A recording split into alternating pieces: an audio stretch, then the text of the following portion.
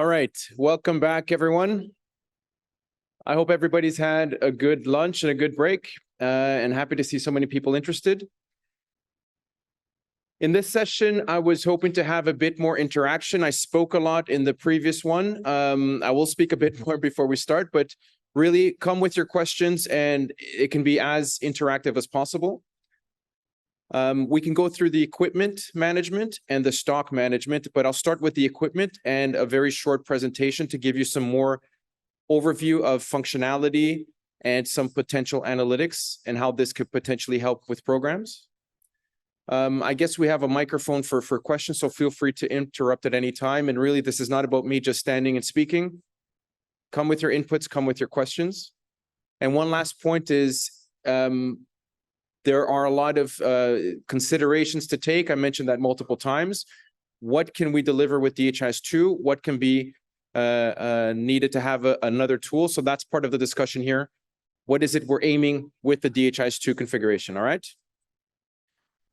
So I'll start with the equipment lifecycle management.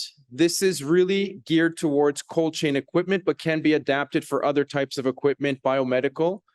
And of course, the different stages can be adapted for other similar use cases. So this is managing and updating cold chain equipment inventories. So you can have a full up-to-date inventory of all the cold chain equipment in the country. Something that can be useful if you need to have an overview of how much is there, also with the different attributes for the type of equipment. One key thing that we added recently, different people have asked to have which agency funded the equipment. So is that a UNICEF funded or another? So we can have that breakdown as well. And it's something that we've included to the analytics. So that's part of the attributes, the funding agency that funded that piece of equipment. So you can log alerts, maintenance, decommissioning, and different stages within the life of the equipment. And I'll show that. And then also intended for lowest level, facility level, hospitals, clinics, and so on. You may, of course, attempt to use it for a central medical store or a central cold store where you have a cold room, but generally the requirements for that are much greater. You'll have millions and millions of dollars worth of products. So the monitoring, the alerts, and the management around that huge amount of investment is slightly greater. And that is what usually separates management at a facility level, at a smaller scale, in a large volume sites versus a central store. So just consider the value of the products that you're storing in your cold chain at a facility versus the quantities and values that you're storing at a central medical store. It's really an astronomical difference. So that's one thing to consider.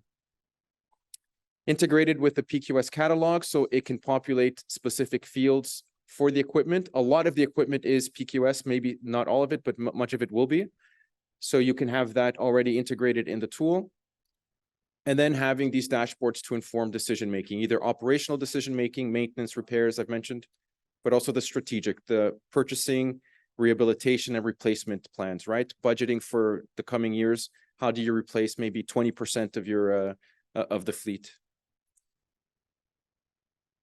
So we have the demo site. I showed that previously, the link, and there you can log in, navigate, and try out the program yourself. I will be doing that as well with you, but you can log in on your phones now. If you have Android, or if you want to log in on web, feel free to go into that website. You log in, the username and password are on the login page, demo stock 123 exclamation point. It'll be right there. Choose the Capture app, web app, and then go to the cold chain lifecycle program. And there you can navigate and see what's possible. There's just a screenshot of the sandbox site. So then there you can choose the program, the facility you want to report for. And here you have an overview of the equipment. So there you have the PQS certification or category and the code, the type of appliance. These are 2 ice line refrigerators, the company, manufacturer, the energy source or energy type. Not all of them are electric. And then you have your quantities, and you can also have, there's additional fields there about the status. Is it operational or non-operational? And I think that's one of the key points that you want to capture is how many devices do you have, or how many pieces of equipment, and how many of them are operational or non-operational. Here you look at the different stages from installation or transfer, the first two, either transferring from one facility to another, to inspection. And I'll go through these when I do a live demo. Here you see the product card. So all of the different attributes related to that one piece of equipment that's been chosen, where it's when it was installed, the PQS category, and so on. So a single product card rather than seeing it for the line listing for the facility. The first images, of course, were through the web capture, and now this is with the Android app. Here again, the different stages for maintenance inspection. And here is in a specific stage. Weekly checks, you can program these and schedule these so that you have weekly preventive maintenance and just checks confirming if it's operational or not. And then request for any kind of reporting a technical fault, and then explaining what was done in order to repair that. So this is a technician who can then come in and say, there was an issue with there it says compartment temperature fluctuating. So they replaced the compressor within the fridge. It's captured, and you have a record for that item. Once all of that data is filled, of course, and you have this regular maintenance, you can then plot different data points on maps. Here, for example, the number of alarms, an example from the previous session as well. And there are different analytics that can be developed. And this is where then we need to engage with countries and see what would be most relevant to include. With the drill down, you can see by facility where those alarms are happening. All right, so, and that is just an example of the kind of coding you can have. This is a data matrix code identifying the refrigerator, where you can encode the unique identifier and scan it to pull up then the device you're controlling. All right, and then final slide on this before I do a quick live demo and also take some questions while I set that up. But it's important to agree on a standard for identifying and labeling the appliances. Once you begin with the standard, it will be difficult to change once the first few devices are already registered. We recommend to use this developing standard from a new standard from WHO on global asset management. And this gives a good reference, a good starting point for having a consolidated way of identifying all existing equipment and new equipment that will be coming into the country. Of course, develop an implementation plan for the existing appliances. How do you get those into the system? Not all will be PQS certified. It may be things that have come into into use from different sources, but you can still follow this general standard for developing those identifiers. And then, of course, begin with a small scale pilot and see how that can be scaled up eventually to all facilities. All right, I'm going to set up my tablet here so that I can share screen and go through a few of the stages, show you how it works. In the meantime, if there's any questions, please feel free. Again, I didn't want to be up here talking. I was hoping we'd have a small room and you could shout your questions, but feel free to ask anything while I set that up here.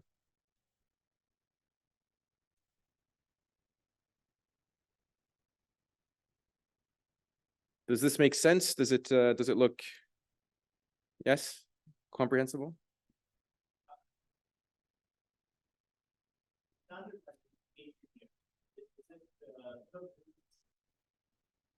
No, this is where I'm saying that it needs to be agreed upon. So it can be whatever, if there's already a convention in the country where the appliances are maybe with yearly or inventories that are done, there may be already a standard, and that can be configured following that standard. The point here is just to agree on how that will be for existing equipment and new equipment. For new equipment being manufactured, they have to meet this requirement, which we refer to here. So maybe using that as a reference might be a good starting point. But in the case where there's already some convention in the country, it can simply be adapted for to use that. So there's no, it's not, we're not being prescriptive here in what to use, but we can adapt to various standards. Okay, thank you. And this morning you were speaking about the inventory, normal inventory within the healthcare facility. So how is that different than the cold chain equipment within the facility? Okay, so this is a program using Tracker that will monitor that equipment from installation to end of life. So that will be a tracked entity for that one unique equipment. So this is for asset management, equipment management, where you'll have multiple stages, transactions, events happening to that one piece of equipment. So here you will register. If I'm in Colombo Health Center here and I have a specific fridge with my Penta vaccines, that fridge will have a serial number and it will be a specific item, which I will register. I will enroll it in my program. I'll then register it's working, functioning well, and weekly or monthly, I'll show the status. I'll capture all of the alerts, which are part of the monitoring requirements. And eventually, some years down the line, I will decommission it and it'll be the end of life. And I'll have a consolidated stock card with all of the events for that one fridge. And when I get a replacement, I'll register a new one. So that's the equipment lifecycle management. The stock management is for managing consumables. So that's items that are received and then distributed for consumption. And that's not managed at this individual level. You have paracetamol 500 milligram, you're receiving constant supply of that. And then you're simply tracking how much do I have on hand, 100 doses or 100 units. I receive 100 more, I have now 200. I issue 50, I have 150. So it's tracking transactions and quantities over time for a generic item. It's not tracking the individual. So the big difference is the asset individual device versus the generic product that is simply tracking consumption and informing resupply. So those are the two separations between these programs, or the key functional difference.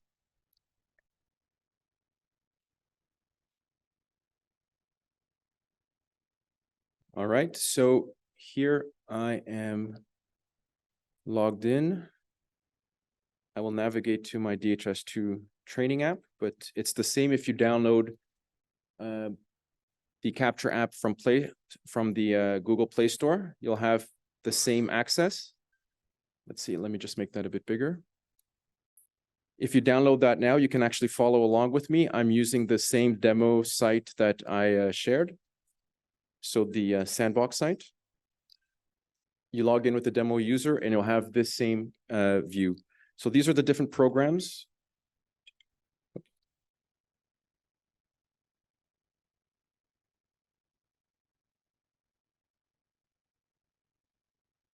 All right, here it is. So here you see the different programs that are configured here, and you can go through all of them. You can add data, remove, delete. There's not a problem. You can do as you see fit. And the instance will be reset each evening. So there's no danger of you, committing any errors here. So I go into my cold chain appliance lifecycle management, as it's called here. And here I'm going to enroll a new device. So I just received a new fridge and I will click on create new. I'm working at the Mahasat clinic, so I will select that. Using today's date, I received it today. And here I'm enrolling or registering a new appliance. All of this data is filled in for the dates and the units, so I'll go to next. And here I can first off add an image, so I can actually take a picture of it so anybody can see how large or small it is and see what it actually looks like. I can add in a number, a refrigerator number.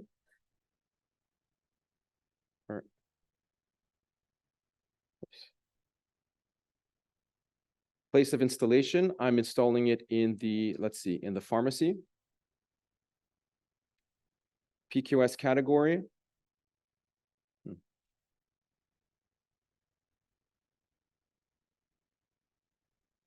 Refrigerators and freezers. PQS code. I'll use 12345. Of course, you'll put the correct code that it links to the catalog. Type of appliance, we'll say it's an ice line refrigerator. Energy source, it's 220 to 240 volt. You have your company, manufactured in, manufacturer's reference, all different attributes that are requested. Manufactured in, we'll say Denmark. I think that's where the ice line are produced. Manufacturer's reference, we'll say 54321.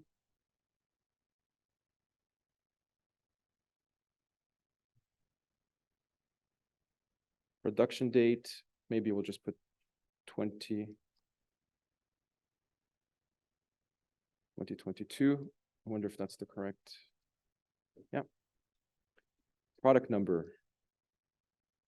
So quite a bit of information to populate when you're first enrolling, but this is what will be used later as attributes to be used when managing the equipment. So a GTIN number, which matches the PQS or requirement as well. So we can add that, just an example here. Serial number, FGTR 45. If there's a GS1 code, if that's encoded and being used, that can be entered there. Unique identifier, it might be what's already used in the country to monitor the equipment or to enroll the equipment. I'll just use a random number here. Donor name, as I mentioned before, it was asked to show and be able to show how many and what equipment was donated by which a partner. So we say this was UNICEF. And then date of donation, we can say today. And there you have enrolled your first device. You click on, oh, I see. There's a save button at the bottom of the page. I'll just put it there. So I clicked on save. And there I have my new device that's been registered. And here are the different stages that I can use to then monitor and work with this device. So from the transfer, installation, temperature recording, inspection, preventive maintenance, and so on. So for example, if I want to register an alarm, which is a requirement to register all alarms, and that was one of the maps that I showed you with alarms being registered, I click on the plus, I add new. So I have the event date and the organizational unit. There was an alarm. Alarm type. Yes, alarm cause. The most common, door open.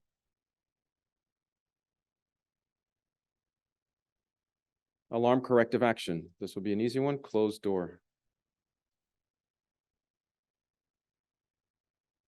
Alarm resolved, yes. Alarm escalated to supervisor, no, not necessary. And I can save that. So now I have that one alarm recorded, meeting all my requirements for proper cold chain equipment management. And you have that one event then registered. As more alarms are registered, different events are being registered. This will just continue to fill up, and you'll have a full card with all of the different events that may have occurred and what you may need to reference for decision-making and so on. For the repair request, maybe that's another one that's interesting to show. What we've done for that is included the ability, as I mentioned, to have the repair request, something that I'm not able to fix on my own. I need a technician to come and investigate. No power to the device. It's the same process. Open a new event, a new stage in the event, and reason for repair. Let's say no power. No power to the device.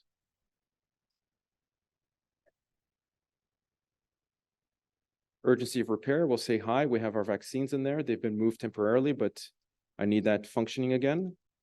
You can add an image to the repair request, so the person coming to fix it, they can see if there's been some physical damage, If there's a specific issue that they can prepare from maybe their district location and they need to travel out to a facility, they can add images in order to inform what needs to be done. You can choose a repair date or when it was requested, the requested repair date. And we confirm that the request is submitted. Right? And for that, what we're doing is also adding notifications for the repair request. And then at the district level, the technician can sort all of the different repair requests for the facilities that they're supporting and then prioritize those based on the urgency of each one of these different requests. All right.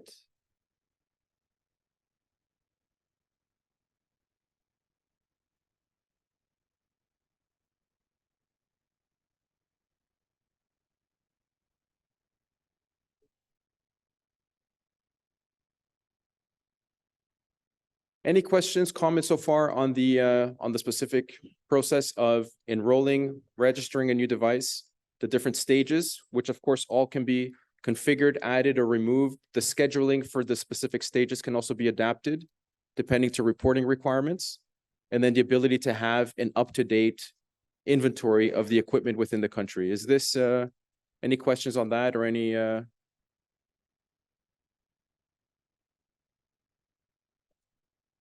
good?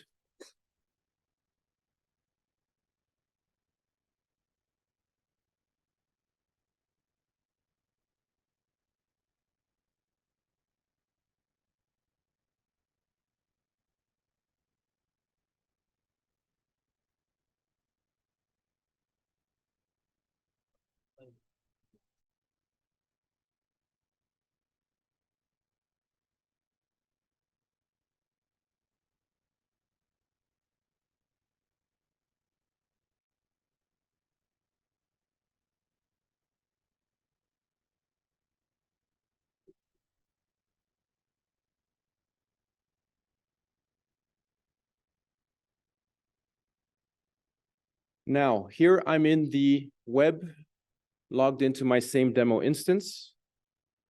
And if I'm a manager, a technician at a district level, and I want to see what's been then enrolled at the specific facility, Mahasot, I can see that device is there. I didn't add an image or a number, but you have the place of installation. It was in the pharmacy, the PQS number, and all of the different elements. And there you have a quick overview of the equipment, even the donation, who donated that.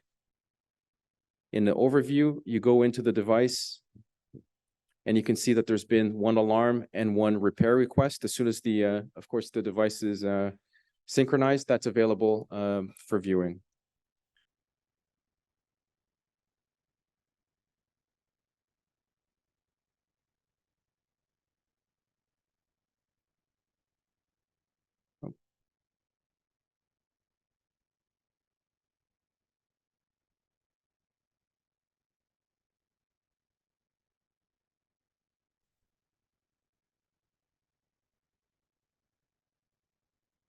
And then on our dashboard, we can make some, these are first attempts at showing different temperature data and different status data that we can pull out eventually from using this kind of device or this kind of program with both the temperature recording and the different status of functionality, repair requests, and so on.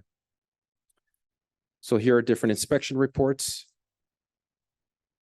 Here you see all of the appliances that are functional or non-functional.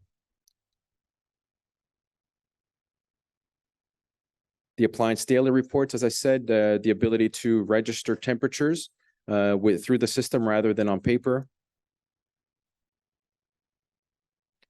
And of course, the donor count, the amount of devices by donor.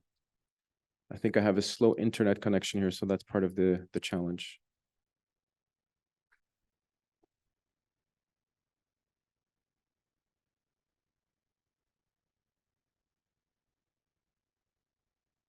There you see that in Mahasot, you have from UNICEF 2 donated devices and one other, maybe that was an unknown donor. And then you can have, of course, for the whole country, all of the devices by donor.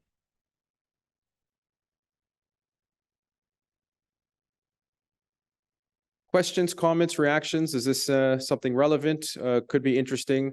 We know we've had some requests, and there's often requests for having this national inventory, knowing everything that's available in the country. Feel free to ask any questions on this. Or I can move on also to the stock management and simply show how that is done.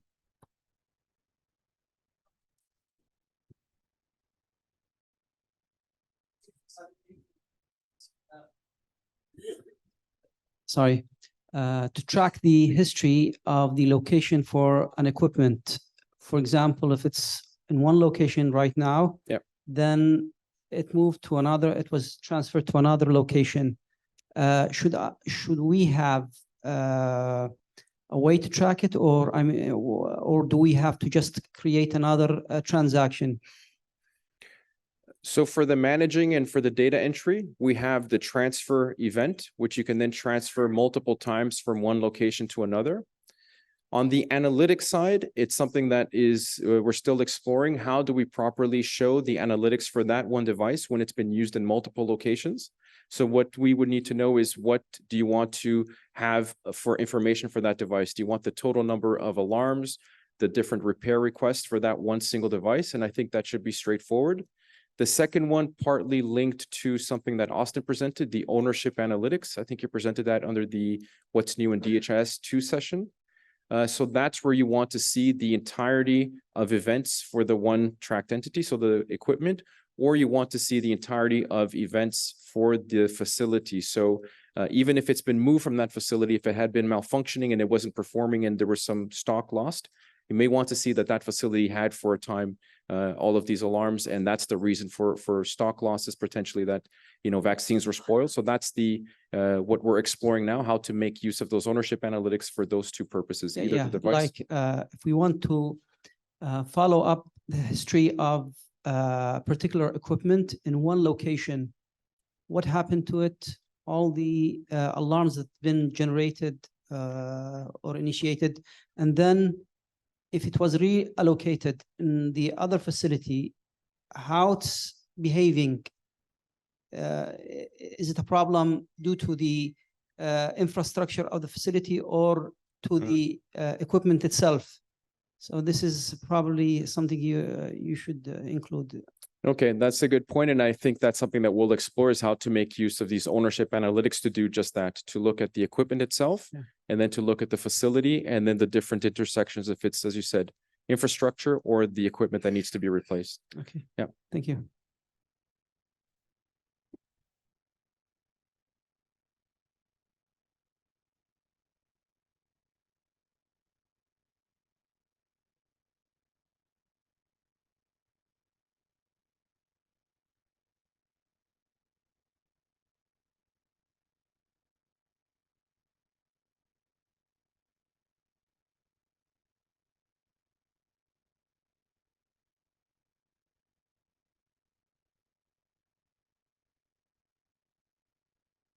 Actually, one last thing before moving on, there's also the biomedical equipment lifecycle management. It's also in the sandbox, and you can see how that can be applied then for surgical equipment or oxygen concentrators, suction devices, and different investment material in a hospital setting. The same stages can be adapted for the specific preventive maintenance or different types of maintenance that are needed for each equipment. And you have the same type of enrollment, managing it by different stages, and having the same type of analytics related to that device. All right, so something you can explore as well here for a pulse oximeter, installation, inspection, preventive maintenance, alarms, repair requests, and again, adapted to the type of equipment and the type of service needed.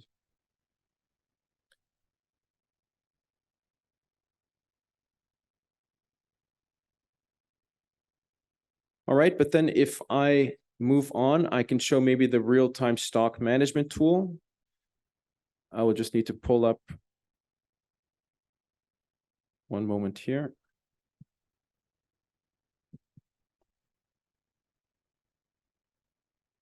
Can you just stop the screen sharing for a second?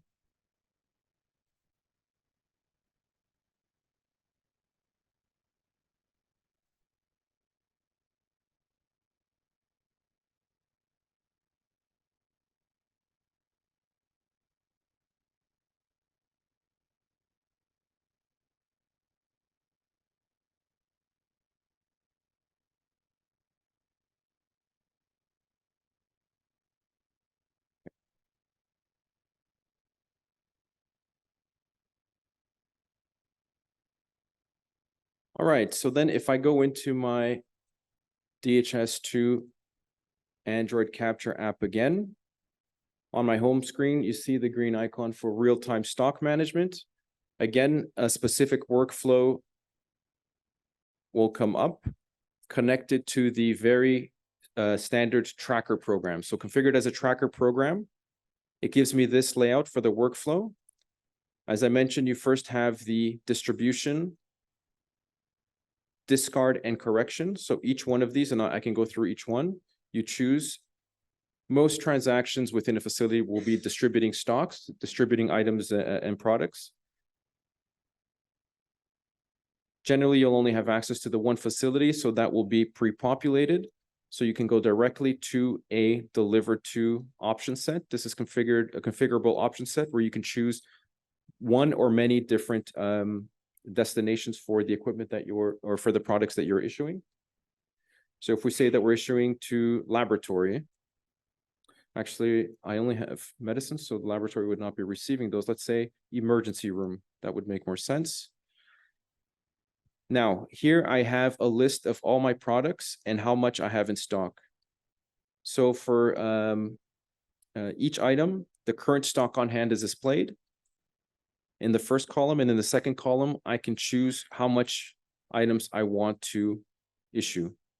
So here I have 9,000 Cefixime in stock. I want to issue 100.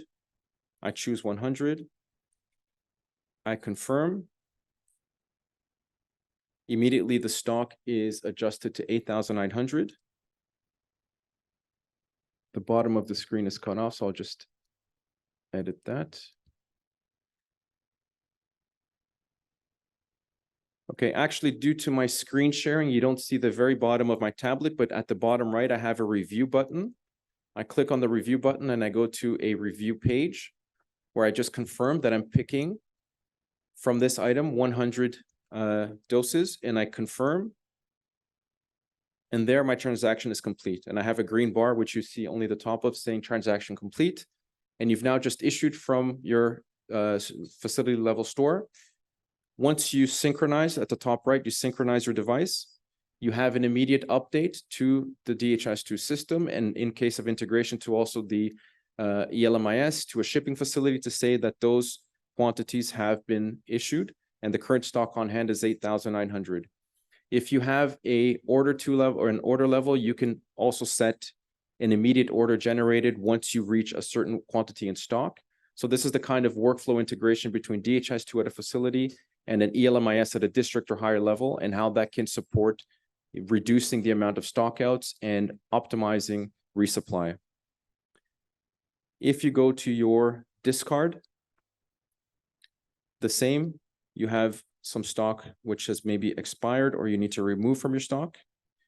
You choose discard, you have a change in the color code to really inform that you're discarding stock. You choose the Mahasad Clinic. There's no destination, of course, since it's going to be taken away from the stock. Let's say I put 100 units there. I confirm. I then go to my review page.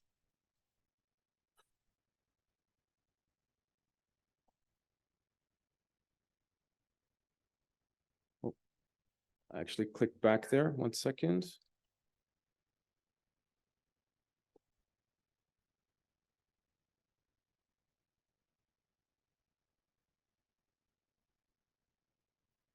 $100, I review. So now I'll go down to 8,800 units in stock. I'm discarding 100 units. I confirm, and that's complete. I synchronize my device, and I have those quantities immediately sent to the server, and that's updated centrally. And then for the final workflow, as we're syncing,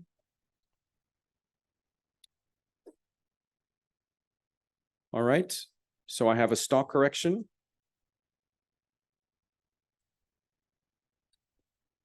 You have a USB-C charger? You have a USB-C? Sorry, 1 second.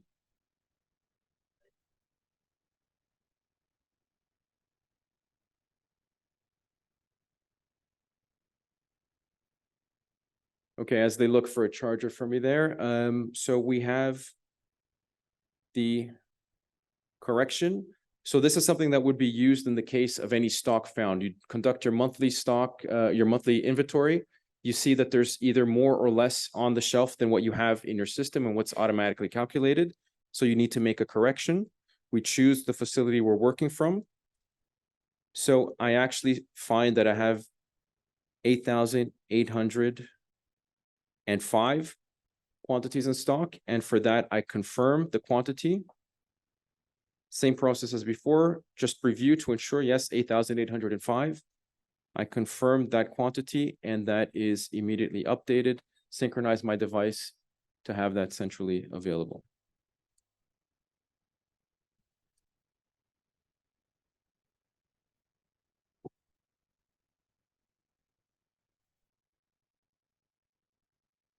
All right, so this is stock management by transactions at a facility. It can be managed, it can be used for multiple programs. For anyone managing either distribution or dispensing these or issuing these from a store, you would be managing multiple items. So this could be used for any program in a holistic fashion. And that's, I think, part of the intention is to not limit it to a single program and have it embedded, but rather have the logistics and issuing in a very simple and easy workflow, and having that then data available for the analytics, either to compare for immunization vaccine consumption versus doses that have been administered, maybe tests for malaria, rapid diagnostic tests, and the number of patients that have been treated, and making this type of analytics from a single data set or from a single stock management module. The other aspect, which I repeatedly mentioned, was the demand distortion. So having this up-to-date and actual consumption from a facility is one of the key factors for ensuring the right quantities being ordered in the first place. So this consumption level will inform how much is actually needed to be replenished from month to month. It's not speculating on how much has previously been ordered, and it's not using potentially late data. One of a comment actually we've had from a person working with supply chain was that one of the first things to expire in the supply chain is the data. The data coming in is 2 or 3 or even more months old, and actually making operational decisions is nearly impossible to be accurate when the data is not there. So with this kind of system, it makes first for the analytics just within DHIS2 already possible, and then with integrating the workflow with a shipping facility, they can immediately generate an order if quantities are too low, or they can just, as part of the regular reordering process, use these values from each facility. With the VMI, I mentioned the different methods that we promote for supply chain management and how this can support that.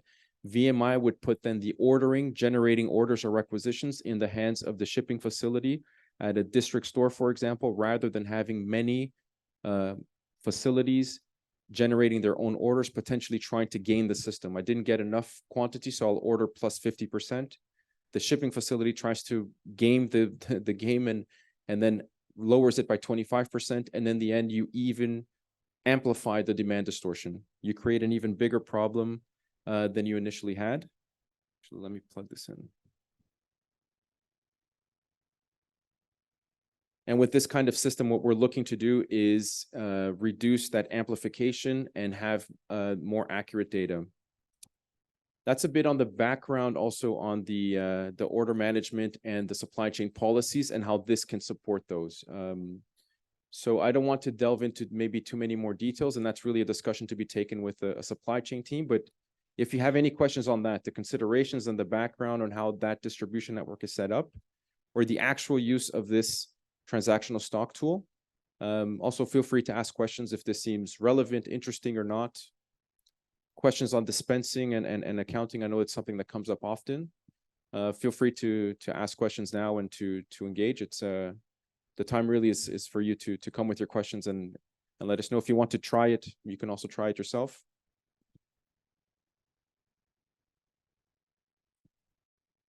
Do I have a microphone here?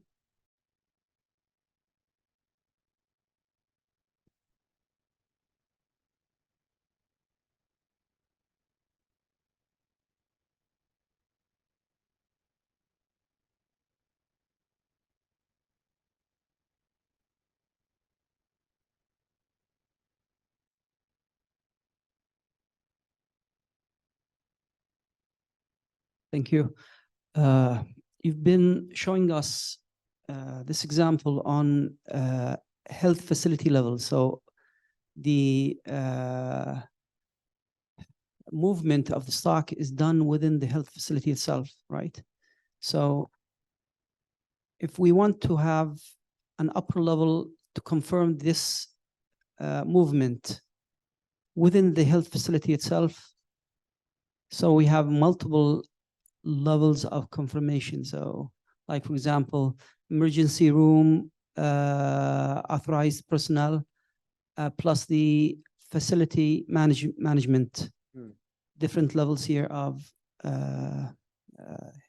confirmation or approval. Then this is once we want to have stock movement above the health facility level. How can that be achieved? So the quantities being received into the facility from the shipping facility from a district. From district, yes. Yeah. Okay, that's a very good point, and that's the point that I have tried to reiterate with the with this model and for this specific app. The intention is to capture transactions at facility at service level. So that's the key point. If you start having stock transactions from a district to a facility, you can capture a simple transaction, and that's possible, but the complexity of the requirements will increase. So first, that there will be a greater need to manage the items at a batch level and expiry level, which can be done partly here with the integration, but not on its own. So that's one of the first key issues. Secondly, it's the ability to track orders. So not simply making a requisition, first calculating the order and the quantities you need, which is one point I've come to multiple times, but then it's actually generating a requisition and processing that requisition for fulfillment and tracking it to the point that it's delivered. That's another complexity. With the order fulfillment, you also have both back orders and stock on order, orders that are not fulfilled and orders that have been requested and that you yourself have not fulfilled to award. So tracking then those orders, taking them into account for future ordering is another layer of complexity. Those are already just three specific points which amplify the nature of having a dedicated LMIS system at a higher level. And that's why I kind of set this red line. I've been clear about health facility level. Yeah. At district level, you have a more complex requirement. Okay. And this is the reason why we don't recommend using it at all levels. What I can say though is if you have an aggregate model where you're simply reporting how much do I have in stock, how much have I received, how much have I distributed or issued, a very simple system can be made using the aggregate model. And there you can have that at a facility, at a district, at other levels, but you're not doing more than just saying, this is what I have. Yeah. The day-to-day inventory management will still be done with the stock cards and bin cards. I showed a picture of that in the morning session. Your regular management will be done in maybe the regular way that it's done, regardless. Actually, that was simply capturing that. The other question I was going to ask is there another way that DHIS2 allows you to manage stock? Yeah, so that's the aggregate data entry. So that would be capturing simply the values, and that's a report. That's simply reporting on the quantities, and that's entirely possible. You're then not tracking items between locations. You have a monthly then report period, and it's also something that we promote at the facility level first and foremost. It can be used, of course, at any level, and there's no problems with that. But I think the key, again, is digitizing really a paper-based system. Relating that to what we've seen being implemented in the field, because we're not simply coming with a theoretical approach. This is what we've developed in a lab, and this is what we think. What we've seen actually implemented in the field, and this is the goes back to the value of items managed at a central and state or regional level and down to district. There are millions of dollars worth of products the risk of theft, damage, expiry, and any other type of loss is very great. The actual losses are actually quite high. Just the value in stock losses could have implemented multiple ELMISs up and down the chain, even ERPs. It's really, in certain cases, very large numbers being lost. So what generally has happened, again, back to what is happening in the field, is that you have a central medical store with a fairly advanced system or multiple systems, a warehouse management system, maybe down to a level 2 or level 3, and that's where that implementation usually ends. For the ELMIS tools that I showed, M-Supply has had some success in going to facility level and Open LMIS and a few of the others, but none have a broad, holistic, multiple programs, end-to-end management solution yet. And really, that's where the challenge lies. That's also partly why they've been positive to us going into this domain. DHIS2 going into LMIS was not the most welcome foray into a new domain. ELMIS solutions want to have their product out there and want their product first. However, their lack of success due to just the general challenge of implementing in so many facilities has been the reason why it's been used in different countries, why many of you have stock data in DHIS2, because there hasn't really been another tool that's taken that space. So that's part of trying to develop tools that can be used in an existing gap and not to overlap with existing solutions. If we start then developing something for a central medical store, for transport and distribution network, there are tools already existing for that. There are tools that have been implemented, and I refer to them, and the M-Supply webinar next week will explore that. They've been successful at managing at that level. We're really targeting where that success has not been really achieved and found yet. And a lot of that has to do with scale, with volume, with cost and cost effectiveness, with resources, not purely the technical solution. So the technical solution is one aspect of it, but it's the entire implementation environment that I think is impeding that it succeeds. Okay. All Thank right. you. A long answer for a simple That's question, great. but yeah. I just want to show quickly here also, I mentioned the barcode, and here you can see I have a QR code. You can either use a barcode, a linear barcode, or QR code in order to encode the different items.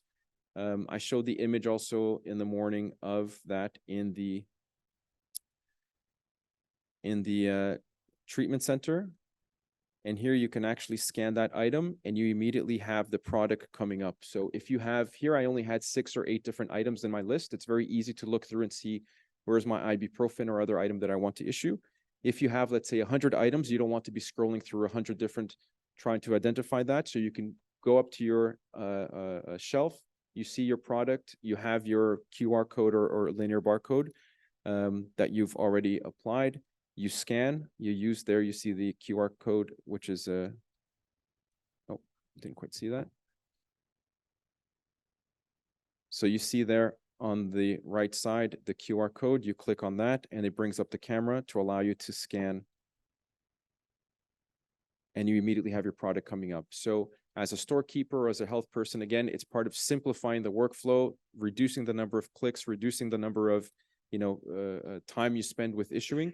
You walk through your shelves, you scan 1, 2, 3, 4 items, you input the quantity that you want to issue, 25 here, I confirm that, I scan my next item, and when I'm done, I review, I confirm, they're all in front of me, 25, and that's my transaction. So again, simplicity in actually implementing for that end user, for that, health worker or person working at the facility level.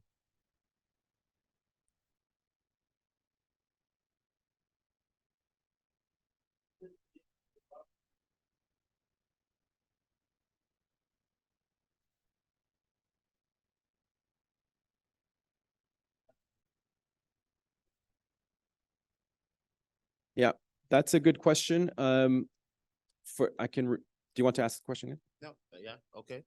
So again, barcodes need barcodes. Some facilities have barcode scanners, so it's like this gun in the supermarket. Or if you are availing tablets or phones for the pharmacy to use, so it brings us to how do you structure within the facility, what kind of equipment you procure. it's important for the whole ecosystem within the facility? Okay, very good question. It seems like an easy question, but there's a lot of points to discuss there. First, that yeah, you need a barcode scanner. So your device is the barcode scanner. So it's built in, and the Android Capture app can scan any type of barcode, a GS1 data matrix, a linear barcode. So that's the starting point, is that this is your barcode scanner. It's this device. So my tablet, I simply open the camera and I can immediately scan. Secondly, the barcode that you're scanning is not the barcode from the packaging. It's not what's used for pricing at the pharmacy when you procure the item. It's not that. We generate the barcode linked to the unique identifier for that generic item. So the ibuprofen or the paracetamol, you generate a specific code, and we can use the same code as used in the National Medicines List. We encode that into DHIS2 as part of the configuration.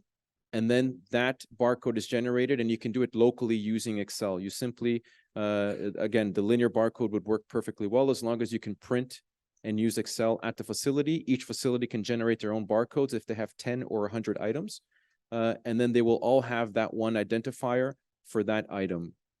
In addition, that is used then, I mean, not in addition, but the idea and part, again, of implementing at so many facilities is the ability to use the same device. If you're maybe capturing transactions at the end of the day, you keep track on paper, and then you register them at the end of the day, the transactions in a very low volume facility. You're able to share the device between health data and stock data. The stock data and the stock work is not the primary workload for a health worker who's maybe 1 or 2 or 3 people in a very small site. They can use this in a sharing, in a way where they share. They go into their different programs to register what different health data that they're regularly reporting on, and they go in at the end of the day into their real-time stock tool and simply capture the different transactions that they conducted in the day. So there's the idea of using the existing infrastructure, the existing equipment, the training, the login and support, all through DHIS2 for these, tens or hundreds or thousands or even tens of thousands of facilities, and reaching that scale through the integrated solution. The parallel to that, and why I said a lot of the ELMSs have not managed to succeed at this lowest level, is that becomes a parallel solution to DHIS2. You have a health worker with their DHIS2 reporting and everything, and in addition, they need a secondary device with a logistics app simply to capture stocks with a different workflow, different interface, different login and credentials, different support team, and that's the burden of implementation that usually impedes the successful implementation of an ELMIS on its own. And part of, again, why they have been so receptive to DHIS2 taking this difficult burden of implementing at these, many sites and simply serving them the data through the integration. Here is the data and the consumption from all of these sites. And for us, we see the advantage of having it integrated in a environment, work, and network and capacity that's already existing through the DHIS2 implementation, that they can go in with their same username and password, used to clicking through these programs, familiar with the tracker or aggregate reporting, the behavior, the training and retraining of staff, new staff or retraining of existing staff. Those are the benefits that we see in having the integrated solution rather than having an additional solution. I'm digressing a lot on the original question. It was on barcoding, but one of the points that I had was actually on the ability to share the device and share the existing capacity, the synergies within the DHIS2 implementation that can bring this forward. Also, feedback from a implementation which we've had of DHIS2 in a country which has a very advanced ERP for managing their stores at a central level, capital level, and states, 18 states, and they could not go beyond the 18 states, even though it was a very advanced tool and very high performing. But reaching 150 plus districts and then nearly 5,000 facilities, it was completely prohibitive in terms of costing. Paying for licenses and implementation in what would be 19 total sites, central medical store and state stores, was fine. Resources, capacity, the manpower, that succeeded. They had attempted to implement multiple ELMISs, but failed. And the clear message was the technology is not the problem. It's the entire implementing environment. It's the capacity on the ground. It's the manpower, the training and retraining of staff. It's integrating this into the existing workflows that was the most difficult aspect. The technology, and again, what I'm showing you, it's not revolutionary capturing stock reports or stock transactions, because all of the other ones can do it, but they have not been able to successfully do it due to these challenges related to the implementation environment. Again, a long digression from barcodes, but I think it was all right. So I showed the barcode scanning, also the adaptation for easy workflow for an end user.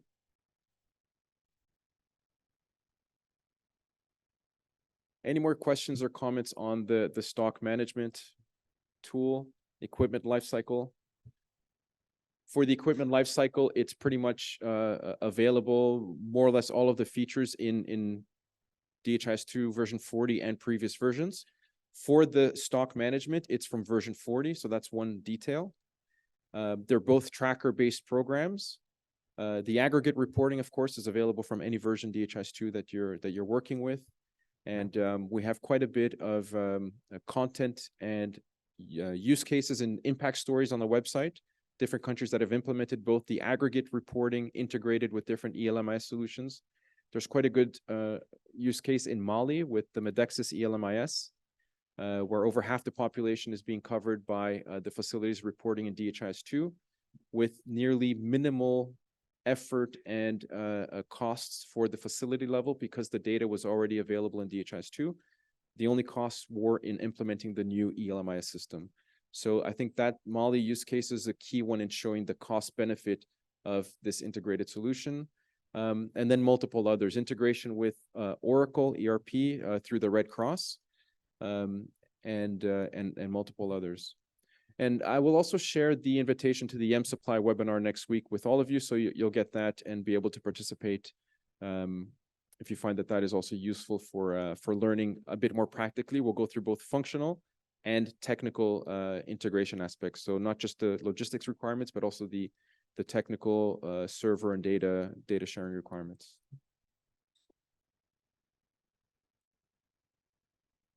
Good. Any more tough questions? Anything that you find? One thing that I think for me is very interesting is what is missing here. And I know you want to do everything in DHIS2, or you want to do everything in the ELMIS, or you want to also include accounting and dispensing. If you have any specific requirements of what you would like to see, if you have a wish list, it would also be interesting to hear if you don't have any specific comments or about what I presented and demoed here. Good. Everybody will travel home and implement DHIS2 LMIS immediately. Yes. All right. We're very available to answer any questions. I'm here today and tomorrow as well, but if you reach out to us through the community of practice, through the website, there's all of the links to reach out to us, the documentation, commenting on any of the concepts and the background information. We're in constant contact with the other vendors on how we can better collaborate. So feel free to reach out if you have any more questions, and we'll be happy to engage with you on a specific level to understand then all of the considerations that I've mentioned and referred to here. All right, if no more questions, I don't want to take any more of your time. And yeah, thank you so much. Thank you.